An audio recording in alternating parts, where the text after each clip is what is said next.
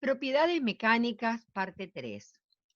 Veamos algo sobre patologías estructurales y para ello nos vamos a preguntar qué son las patologías estructurales. La palabra patología significa estudio de la enfermedad. Lo primero que pensamos es su relación con la medicina y el estudio de nuestras enfermedades. Pero también podemos hablar de patologías en nuestras edificaciones, enfermedades o lesiones que pueden producirse en distintos sectores de las mismas, las que pueden deberse a diferentes causas. Esas lesiones o enfermedades pueden ser físicas, producidas por la humedad o la erosión, temas que ya veremos oportunamente. Pueden ser químicas, cuando previo a su aparición interviene un proceso químico. Es el caso de la oxidación, la corrosión, eflorescencias, organismos vivos, etcétera. Yo les dejo ahora estos términos. Vamos a desarrollarlos en próximas unidades temáticas, pero pueden ir investigando sobre ellos. Y están las lesiones mecánicas, cuyas causas se deben justamente a un factor mecánico o a un problema de fuerzas, de cargas, de resistencias. Son las grietas, las fisuras, las deformaciones, los desprendimientos de materiales, etc.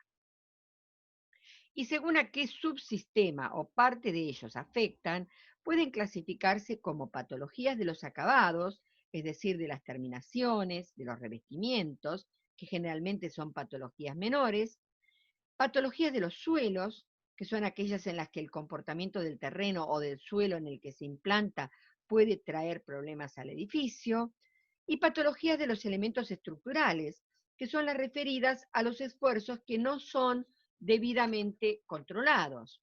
El caso específico de las patologías en las estructuras, conocerlas, resulta de suma importancia, ya que si no son tratadas en tiempo y forma, pueden poner en riesgo la estabilidad de las edificaciones con el consecuente perjuicio para los ocupantes. Conocer acerca de las patologías estructurales y constructivas en general es importante para poder repararlas si ello es posible y evitarlas en futuras obras. Para poder diagnosticarlas correctamente, es de significación entender el origen que las causa, para así encontrar la mejor solución para su reparación y recuperación de la parte afectada. Es por ello que la estructura de la que dependerá la estabilidad total o parcial de nuestros edificios debe ser calculada y verificada en obra. Entonces, asegurados los cálculos y verificada la correcta ejecución de lo calculado en obra. El arquitecto o un especialista asesor en estructuras, que puede ser otro arquitecto o un ingeniero calculista, así se los llama cuando se especializan en esta faceta de nuestras edificaciones, será el responsable del diseño, el cálculo y el dimensionado de la estructura. Mientras que el director de obra y el representante técnico de la empresa serán responsables de la buena ejecución. Es decir, todos los intervinientes, cada uno responsable de su parte. ¿Por qué? Porque las patologías estructurales, si aparecen, pueden ser el resultado ya sea de errores de cálculo como de mala ejecución. Por ello hay que controlar todo. Las consecuencias pueden ser desde preocupantes hasta muy graves, provocando desde problemas estéticos que tampoco deben despreciarse porque hacen a la valoración de la propiedad, aparición consecuente de humedades, desvalorización del bien y hasta riesgos de colapso. Es decir, grietas, fisuras, que son fallas menores, o iniciales que pueden conducir a la caída, la destrucción brusca, parcial o total de la construcción, es decir, al colapso. Este es el caso de una obra con estructura de hormigón armado ya demolida. Se hallaba situada frente al mar, estuvo paralizada durante varios años, al cabo de los cuales fue sufriendo serios deterioros, particularmente el desprendimiento de hormigón que cubría los hierros de la armadura. Como se ve en la fotografía, quedaron expuestos estos hierros, sufriendo patología por corrosión, magnificado y acelerado por el ambiente marino. Otra imagen donde podemos apreciar el grado de deterioro de la estructura de hormigón armado. Y ahora sí, pasamos al cálculo de tensión. Para llegar a determinar la tensión de cálculo, debemos aprender a observar y reconocer los comportamientos estructurales como consecuencia de las solicitaciones mecánicas. Así tendremos que identificar, en primer lugar, si estamos frente a una estructura portante, independiente o mixta. Estos son temas que hemos visto en las videoteóricas anteriores. Luego analizaremos el recorrido de cargas desde la cubierta hasta llegar a nivel de terreno firme para identificar la forma de trabajo de cada una de las partes resistentes y entonces así prever las posibles deformaciones.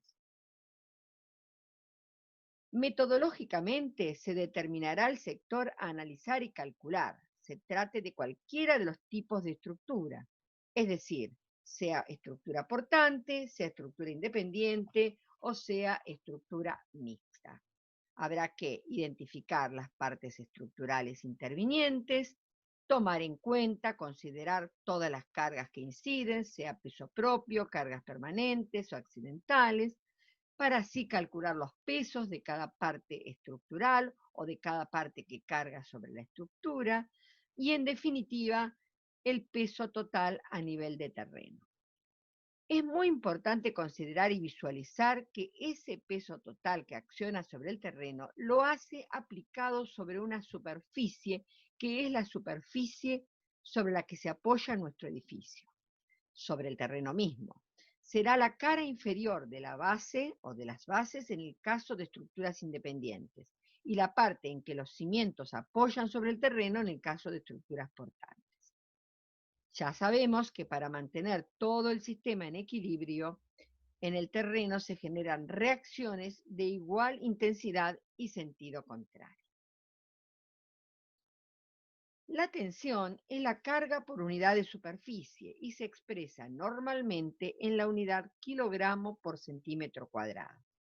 Entonces, el cálculo de tensión lo determinamos mediante la ecuación tensión igual a la sumatoria de todos los pesos, eso dividido por la superficie de apoyo. En símbolo tenemos a sigma, que es el símbolo de la letra griega empleado para identificar justamente a la tensión, igual a peso sobre superficie. Y todo nuestro cálculo debe ser menor o igual que la tensión admisible.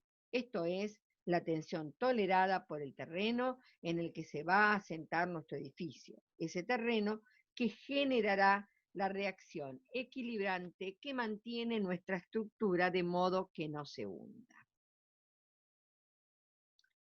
Si volvemos a analizar nuestro modo de determinar la tensión total de cálculo, que nuestro edificio se mantenga perfectamente en pie depende de tres variables fundamentales. Por un lado, depende de la resistencia del terreno. Si bien debemos hacer un estudio de suelos para conocer fehacientemente las características resistentes del terreno sobre el que vamos a implantar nuestras construcciones, ya sea tierra firme, arena, piedra, etc., será necesario el cálculo de tensión total a nivel del terreno, de acuerdo a las pautas que estamos comentando. En video independiente específico les presentamos una guía orientativa de cómo realizarlo. Podemos asegurarnos el correcto comportamiento estructural de nuestro edificio considerando una tensión admisible para el terreno, valores que se encuentran tabulados. Para nuestro curso, en los ejercicios y el TPG, adoptaremos una tensión admisible para Mar del Plata de 2 kilogramos por centímetro cuadrado. Entonces, la tensión total de cálculo debe resultar menor o igual a 2 kilogramos por centímetro cuadrado. Por otro lado, el peso total determinará o tendrá relación directa con el valor de tensión. A mayor carga o peso, mayor tensión. Este concepto es importante considerarlo a la hora de seleccionar los materiales de construcción que conformen los sistemas y subsistemas, particularmente el subsistema estructural, claro está, partiendo de que cumpla con los requerimientos de resistencia. ¿Y cómo vamos a calcular los pesos de cada una de las partes? Recordemos que peso específico es igual a peso sobre volumen. Si necesitamos determinar los pesos, despejamos de esa ecuación y así entonces obtenemos que el peso es igual a peso específico por volumen, donde el dato de los pesos específicos, conociendo el material, lo buscamos de las tablas, cuya unidad la obtenemos en kilogramos por metro cúbico. Y los volúmenes se calculan. Les he dejado algunas fórmulas como la ecuación que expresa el enunciado del teorema de Pitágoras y las fórmulas para calcular la superficie del rectángulo y la del trapecio. De todos modos, si se presentan otras formas, pueden buscar cómo calcular sus volúmenes y si tienen dudas, para ello estamos el equipo docente para consultarnos. Entonces, con los valores de peso específico y de volumen, se van determinando los pesos paso a paso y se van acumulando hasta obtener el peso total. Y finalmente, la superficie de apoyo. Como ya dijimos, la carga total se aplica sobre la superficie en que el edificio se apoya sobre el terreno. Y está claro, si miramos la ecuación, que hay una relación inversamente proporcional entre la tensión y la superficie de apoyo. Por ejemplo, si deseo cortar una rodaja de pan y empleo un cuchillo poco afilado, me costará más porque se ejercerá menos presión, ya que la superficie de apoyo es más grande. En cambio, si afilamos el cuchillo, a igual fuerza que apliquemos, la presión será mayor, tensión inversamente proporcional a la superficie de apoyo. Lo mismo ocurre si caminamos por la arena seca o por la nieve. Si lo hacemos con calzado de poca base, nos va a dificultar, porque nos hundiremos más. Se produce mayor tensión con menor superficie de apoyo. A igual peso, la misma persona, si amplía la superficie de apoyo de sus pies, como los esquíes en la nieve o calzados especiales para la arena, ejercerá menor presión. Lo mismo ocurre con las construcciones. Partiendo del concepto compartido de que diseñar arquitectura es imaginar espacios y la envolvente con los materiales y las estructuras, es responsabilidad del arquitecto el diseño de la materialidad de los edificios, la comunicación detallada para su construcción, el control de la ejecución, el producto del trabajo del arquitecto es observado por toda la comunidad y su aceptación impulsará su continuidad en la labor profesional.